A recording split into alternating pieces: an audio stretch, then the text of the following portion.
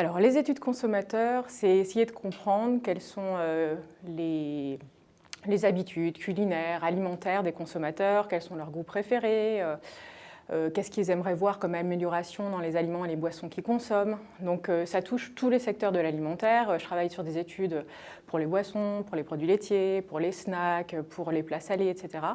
C'est très diversifié et c'est surtout sur des problématiques d'innovation, de développement produit. Le consommateur est au centre puisque les arômes, c'est ce qui apporte le goût, et faire plaisir au consommateur, c'est ce qu'il y a de plus important puisque c'est le goût qui est l'un des premiers leviers d'achat des produits alimentaires, quel que soit le type de produit. Et ça, j'ai fait des études sur plein de segments et à chaque fois quand on pose la question des leviers d'achat, est-ce que c'est le prix, la marque, etc., le goût, la saveur, c'est le plus souvent ce qui arrive en premier. Parfois, pour le premier achat, il va y avoir d'autres choses qui vont attirer l'œil, par exemple une promotion ou, je ne sais pas moi, une texture étonnante ou une nouvelle marque. Mais en tout cas, pour garantir le réachat, si on n'a pas eu une bonne expérience gustative la première fois, on ne réachètera pas, ça c'est sûr.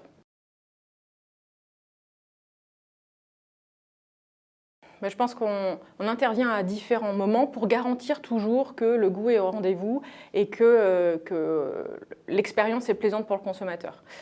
Déjà, quand on essaye de comprendre quelles sont les habitudes des consommateurs et la façon dont ils consomment les choses, etc., leurs préférences, on va donner des idées au marketing, à la R&D pour développer de nouveaux produits, de nouveaux concepts. Ensuite, une fois qu'ils les ont développés, on va à nouveau les tester auprès des consommateurs pour s'assurer que ce sont ceux-là qu'ils préfèrent ou les optimiser s'ils ne sont pas encore tout à fait au point. Moi, ce que j'aime beaucoup, c'est essayer de comprendre la psychologie du consommateur. Et notamment, ce que je trouve très fort, c'est toutes les représentations sensorielles et émotionnelles qu'il y a autour des arômes, enfin que le goût, que les arômes génèrent.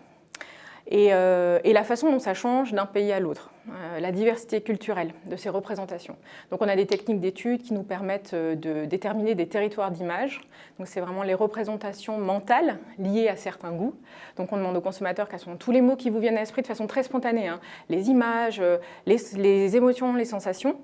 Et ensuite, on a un corpus qui est très très riche parce qu'étant donné que c'est très lié aux émotions, justement aux souvenirs, les gens sont très volubiles lorsqu'il s'agit de décrire des goûts ou de faire des associations. Et donc, si on prend la fraise, par exemple, selon les pays, on a des territoires d'image qui sont très différents. En France, en Italie, dans les pays du Sud, par exemple, la France, ça va être le goût ensoleillé de l'enfance. C'est le fruit de l'été, du printemps, c'est les plaisirs simples, la nature, c'est le goût typique des bonbons, enfin des confiseries pour enfants. Voilà, quelque chose, un plaisir simple, une douceur dans voilà, ça va apporter un peu de douceur, de fraîcheur dans un contexte ensoleillé. Alors que par exemple, au Mexique ou aux États-Unis, ça va être très lié à la gourmandise, la fraise.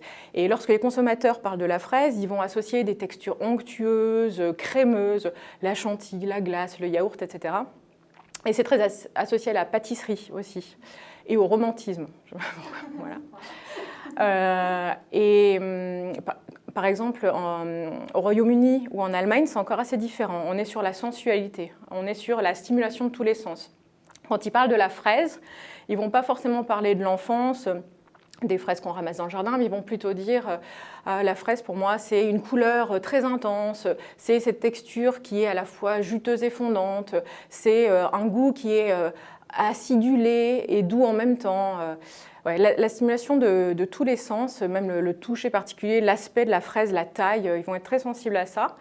Ouais, la sensualité en général. C'est effectivement pas évident comme question.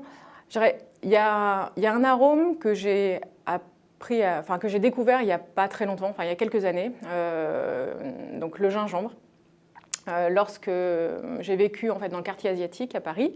Et je suis issue d'une famille française assez traditionnelle. Ma mère cuisinait des bœufs bourguignons, des pot-au-feu. Voilà. Donc la cuisine exotique, ce n'était pas vraiment à l'ordre du jour. Et donc j'ai appris à découvrir les plats exotiques et l'utilisation des épices lorsque j'ai vécu dans le quartier asiatique.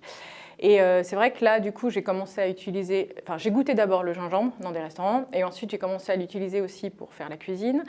Et puis dans d'autres applications, par exemple dans les boissons, et avec du citron par exemple, je trouve ça super hydratant, très rafraîchissant. Et ça a un goût qui est vraiment atypique, enfin, c'est acidulé, c'est presque piquant, c'est très intense, ça dure longtemps et je trouve que ça donne de l'énergie. Quand j'en bois, je me sens bien après. Et du coup, j'en consomme même dans d'autres choses. Par exemple, le chocolat au gingembre, je mange presque tous les jours un petit carré, on peut demander à mes collègues, hein, mais un petit carré de chocolat au gingembre avec mon café, c'est mon petit plaisir. Ouais.